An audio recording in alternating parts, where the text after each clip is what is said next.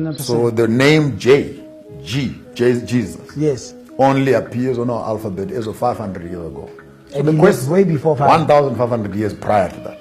So the question is, if on the Hebrew charts and on hieroglyphics and on Italian writings and Greek writings, J is not there, what is the agenda of the Catholic system converting from Yeshua to Joshua? First rule of academic excellence in terms of translations of scripture. Okay. You don't translate a name.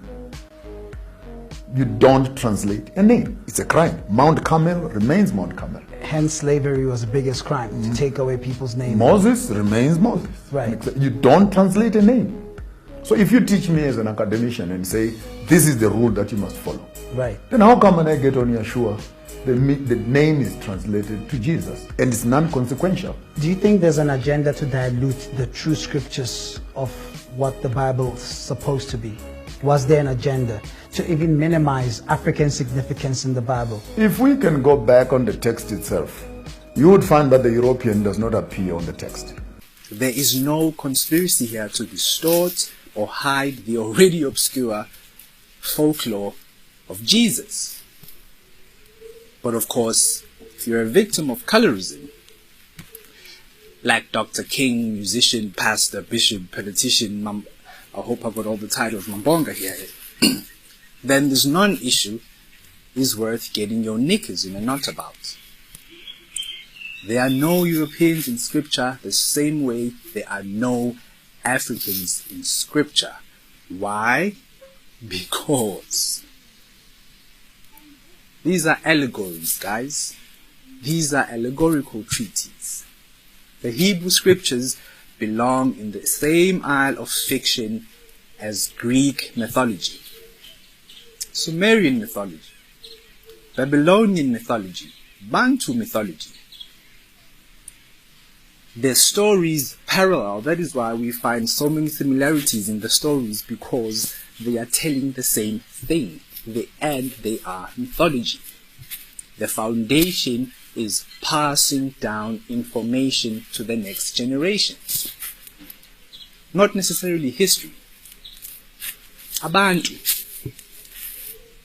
passed down history through oral tradition. The Bible is not Bantu history. If you're a grown man, and you believe that a book that has a talking donkey and a talking dragon is your history, bro,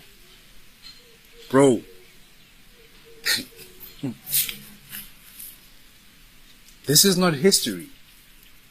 Yes, they may parallel history in every way we can conceive. Yes, they can. Yes, these accounts have been used to dupe, enslave, used to create a certain narrative about blackness and things like that, but it has only worked. Have you ever considered that maybe the reason it has worked so well is because it's an allegory?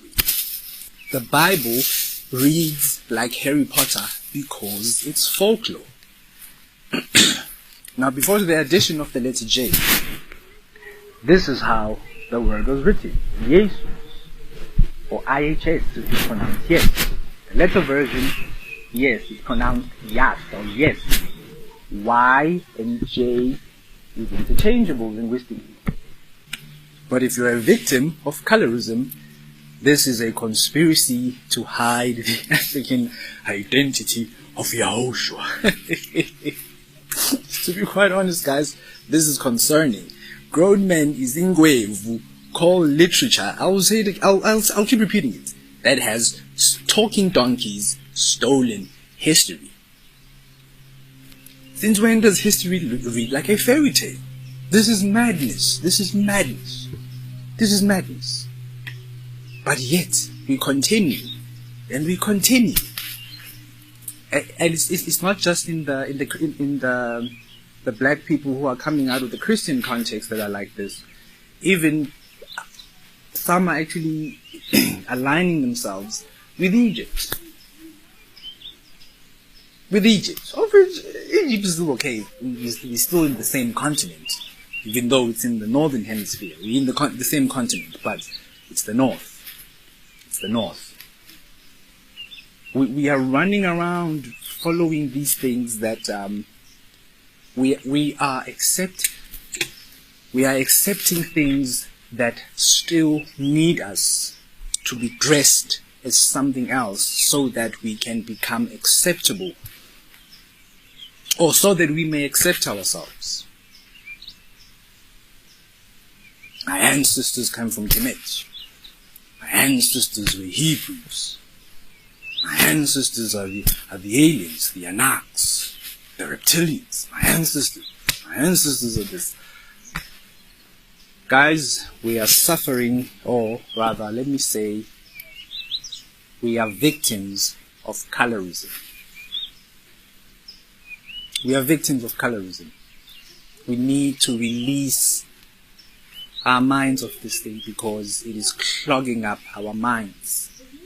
Racializing mythological characters lobotomizes your mind, because once you've done that, you can't see anything else after that. An example of this, in Revelation, you'll find the description there which says the Most High, or Jesus, had skin like copper. He had skin like copper. You will find the description there. And immediately the literalist will go to copper looks brown, that means he was black. Or you'll find his hair was like wool. The literalist again will go white curly hair, that's black hair. Missing the greater context. In the example of copper, if you take it into astrology and astrotheology, copper belongs to the planet Venus. Ukwezi locus. Venus belongs to Friday. And then you can build it from there. And just go crazy with it all the way down until you come to physics, the understanding of the phenomena that is around us. But we are not getting there because we've put on these blinkers. It's history. It's racial. It's been stolen. But we are missing the lessons. We are missing the lessons. Venus exalts in Pisces. The ministry of Jesus starts where? It starts in Pisces. Now, astrology and astrotheology give to us a reasonable answer as to why the name Jesus. In Greek mythology, there's a character called Zeus, who is chief among the gods. Zeus is the deification of the planet Jupiter. Mkhulu, Khulwana. Let's bring it closer. In North Africa, Jupiter is Ptah, or the deification of Jupiter is Ptah. In the southern hemisphere, ngesiZulu, we call the planet Jupiter Umkhulu Khulwane. Again, the planet is said to be chief among the seven wandering planets.